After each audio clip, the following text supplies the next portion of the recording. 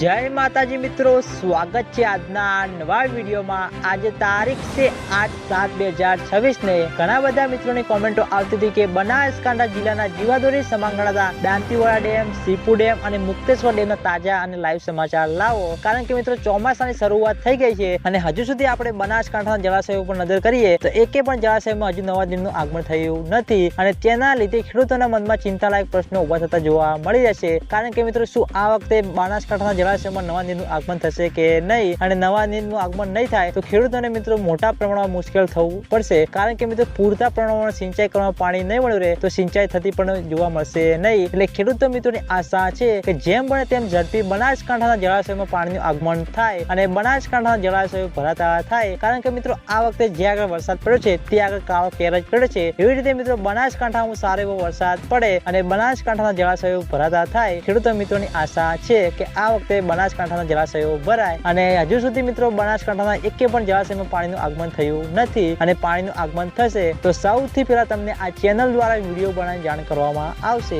એટલે સૌથી પહેલા તમે બધા અમારી ચેનલ ઉપર નવા હોય તો વિડીયોને લાઈક કરી દેજો, કોમેન્ટ કરી દેજો અને ચેનલને સબસ્ક્રાઇબ પણ કરી દેજો, જેથી કરીને અમે દાંતીવાડા ડેમ, સીપુ ડેમ અને મુક્તેશ્વર ડેમના તાજા અને લાઈવ સમાચાર લઈને આવીએ તો સૌથી પહેલા તમને ખબર પડી જાય। તો મિત્રો જય માતાજી।